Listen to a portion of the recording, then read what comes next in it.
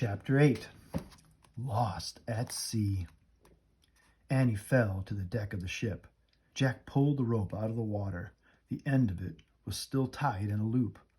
"What happened?" asked Annie. "We're headed out to sea," said Jack. "I guess all the pulling lifted the rope off the rock." Annie sat up and looked at the misty whiteness.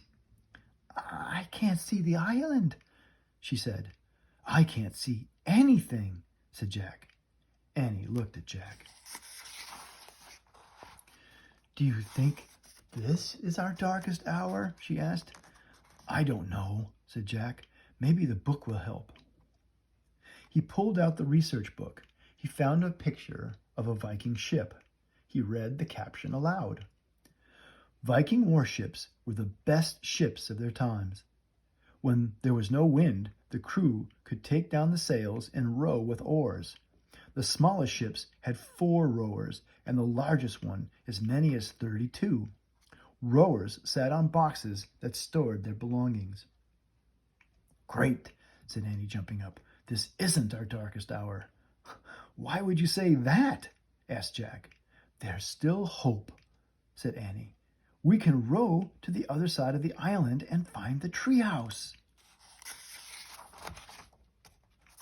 "Are you nuts?" said Jack.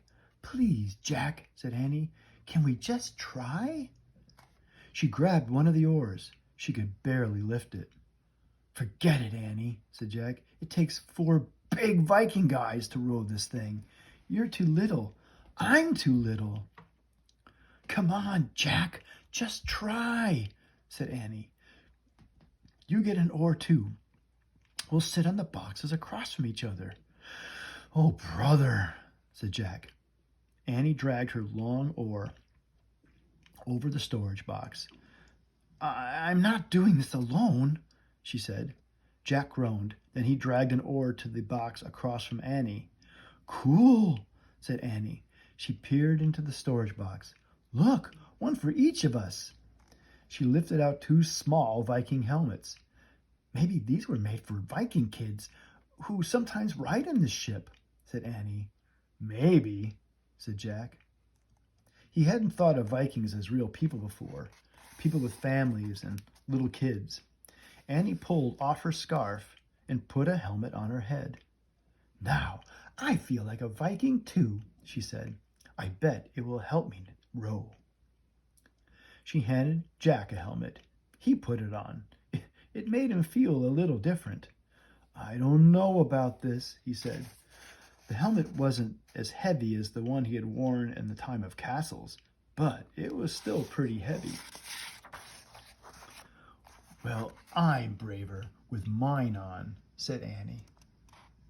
Jack smiled. He didn't know how Annie could be braver than she already was. "Ready to row?" she asked. "Yup," said Jack. He was feeling braver himself. The wind picked up as Jack lifted his heavy oar over the side of the ship. He lowered it into the water, but the current was so strong that the oar was ripped from his hands. Jack fell over backward as his oar slipped into the sea. "I lost my oar," said Annie.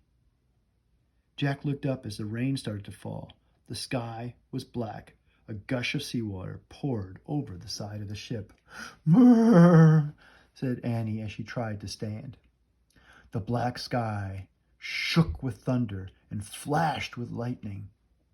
Jack crawled to the side of the ship and pulled himself up. Another huge wave was coming right toward them. "It's our darkest hour now," cried Annie. "Get Brother Michael's book." Jack reached into his leather bag. He pulled out the jeweled book and held it up. "Save us, story," he cried.